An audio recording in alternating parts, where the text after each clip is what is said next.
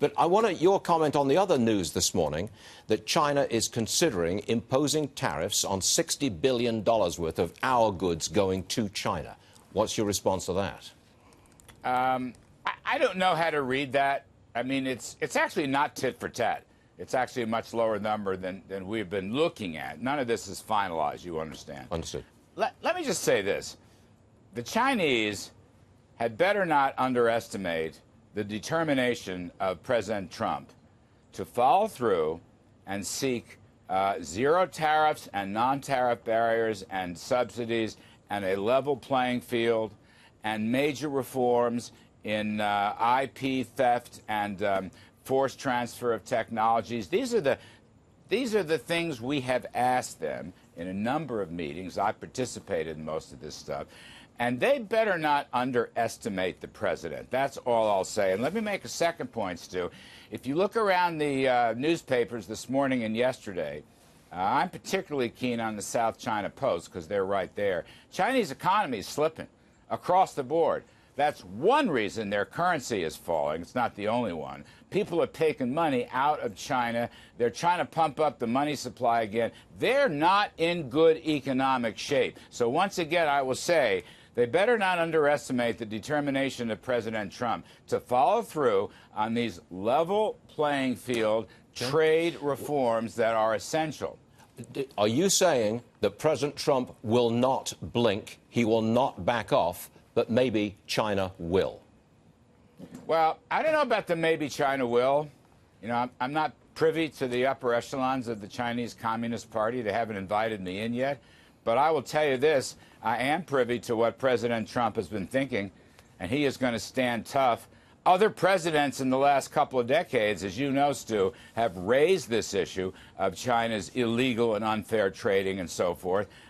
This president is the only one to follow through and stay with it, as he must, to protect the United States, not only our economic security and our workforce, but also to protect our national security. So they better not assume anything. President's not about to back down. And the best news, I think, is we are coming together with the European Union to make a deal with them, so we will have a united front against China. And I think most of our trade team would tell you we're moving close on Mexico.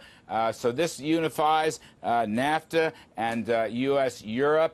Australia, Japan, China is increasingly isolated with a weak economy. They know what we are asking, Stu. That's my key point. China knows what we are asking. They just have not made satisfactory responses.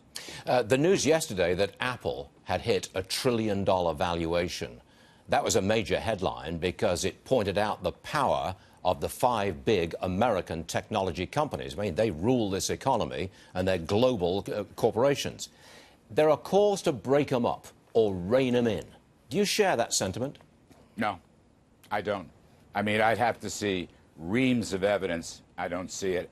I'm not a tech expert.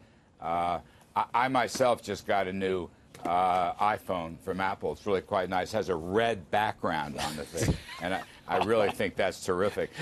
Break them up? I'm not in the breaking up business right now. I'd have to see massive evidence of some kind of oligopoly. I don't see it. But what I see is major tech. I see major competition everywhere. But when you get that kind of concentration of power, you get political calls to make some change to the structure of that power. For example, front page New York Times today, I'm sure you've seen it. Apple hits $1 trillion threshold. At what cost? Question mark. One of the points they make is it raises income inequality. That's what Apple does. That's what big tech does. Raises income inequality. Would you say we want to do something about that? How many jobs do you think Apple's created? A lot. How many millions? Seriously, how many millions of people they employ? Millions, yes. How much productivity have they added to this economy? Yep. Seriously, over the years. Yep. How much prosperity have they added to this economy? I mean, come on.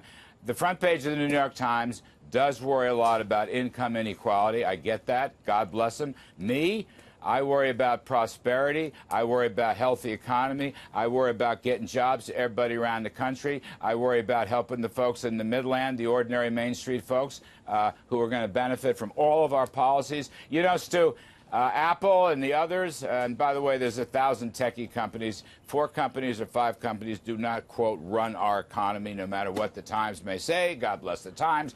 I will just say this. The backbone of the American economy and the reason we are resuming our growth, as we have for a long time historically, is innovation and application and invention of new technological advances. Schumpeterian gales of creative destruction. Tim Cook, the CEO of Apple, has done a great job. We've spent some time together. I've had him in to see POTUS. God bless them. They're doing great. That's just what America needs. There is no other country that has the kinds of technological breakthroughs and advances that the United States has. And by the by, just to link that back to your earlier point, we will not let China steal our technology. We will not. So I was having a pretty bad day till you came along, and now the whole thing is got a smile on my face all of a sudden. Larry You're Kudlow, coming along very nicely. You're the greatest, too, Vardy, and I love doing your show. You know that. Thank you very much, Larry. We will see you again soon, real soon, I do hope. Thank you, Larry. You bet. You bet.